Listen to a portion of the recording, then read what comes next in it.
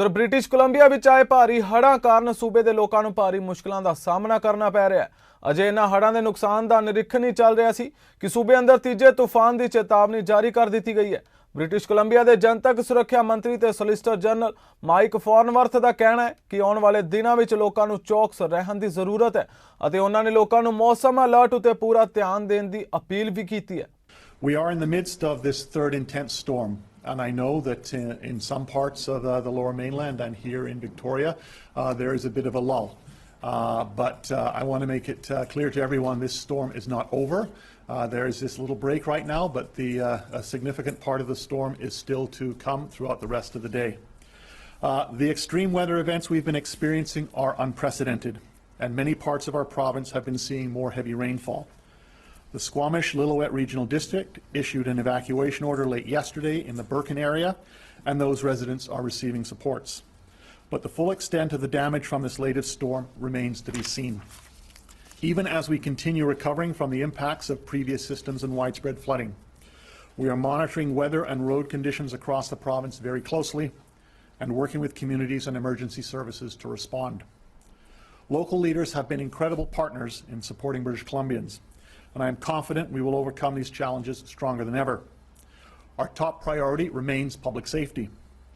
The River Forecast Centre issued several flood warnings and watches this morning for southwest BC and the Central Coast.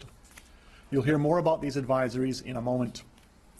And I know I've said this often, but we all need to avoid unnecessary travel right now and wait out this storm.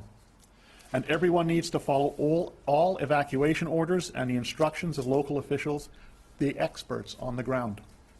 And call 911 to report your location immediately if on evacuation order and you cannot evacuate on your own.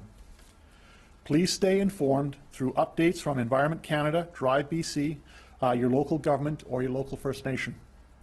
I want to thank British Columbians for their vigilance, for being prepared and for keeping themselves and their neighbours safe.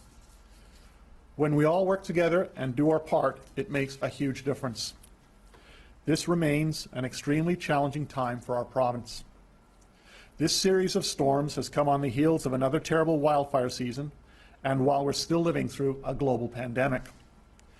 These events can create uncertainty and anxiety for many. Extreme weather like this can have powerful impacts on our physical and our mental health. It's critical that we look out for each other and help people access the mental health supports that they need.